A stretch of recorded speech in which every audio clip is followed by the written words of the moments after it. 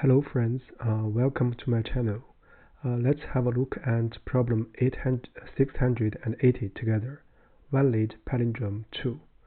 For this problem, we're going to practice the classic two-pointer method again. So I will first read through the statement of the problem, look at the example, and then analyze the procedure for solving this problem using two-pointer method. And finally, we share the shortcode. First, let's look at the statement of the problem. Given a string s, return true if the s can be palindrome after deleting at most one character from it. So this is the main statement of the problem. So let's look at the examples. So in example 1, it's already a palindrome, so we return true. And in example 2, we can delete B or C to get a palindrome, so we return true.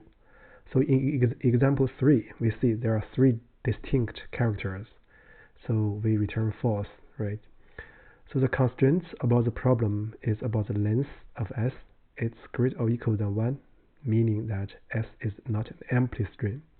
And its length can be up to 10 to the power 5, so it's a large number. So s consists of lowercase English letters. So with that said, let's look at the method and the procedure. So basically, the method is again the standard two-pointer method. For this method, the procedure is as follows. So we initialize 2 pointers. So one is from the beginning and the other from the end. So when the left pointer is less than the right pointer, so we check the current 2 character at the 2 pointers. That is, we check if si equals sg. So if this is true, so we move I and g one step towards the middle. In other words, we increment I by 1 and decrement g by 1 simultaneously. So otherwise, if it's not true, so s cannot be a palindrome itself, but it's possible that it's a palindrome after deleting either si or sg.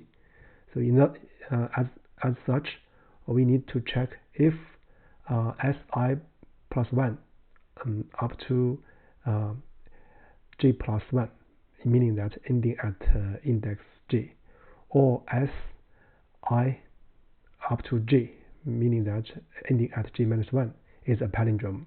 If either of the 2 options is true, so we return true, otherwise we return false. So when we finish the while loop, it means that s itself is a palindrome, so we return true. With that said, I guess we have practiced a large number of two-pointer method in this channel. So let's write the code directly. So for that, let's first write a hyperfunction to check if a string is a palindrome or not. So let's define the check palindrome.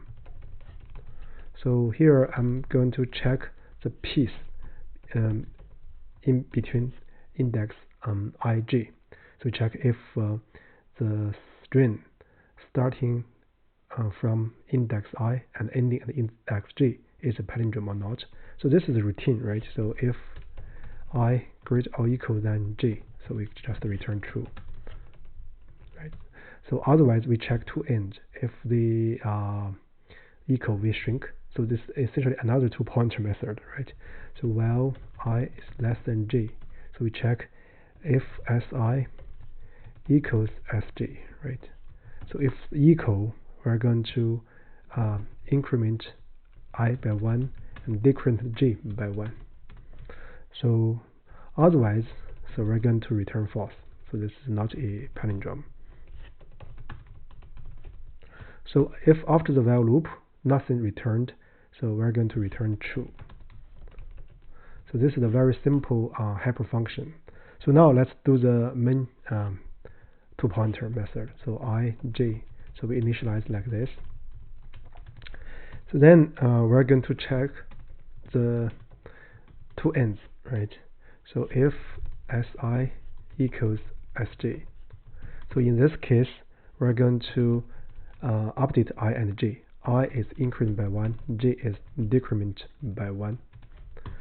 So otherwise, so S itself cannot be a palindrome, but we can consider deleting character at index I or character at index j. So we are going to check palindrome. So here let me use palindrome, more precise.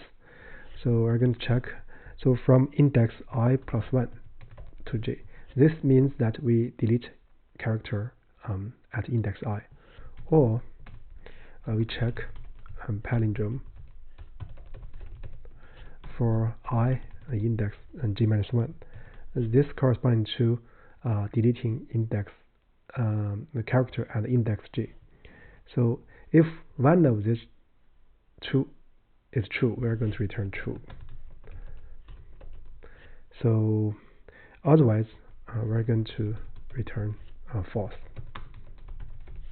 So if after the while loop nothing is returned, we are going to return true. So with that said, I guess the logic is very straightforward. Let's do a special case check. Yeah, it passes the example 1. Let's do a generic case check. Oh yeah, it passes the generic case. So I would say for this problem, we use 2 pointers in both the helper function and the whole the outer layer function. So yes, it's a sort of straightforward, but this problem is good to practice and use it as a basis to solve other problems. With that said, I guess that's about it for this video. Thank you very much.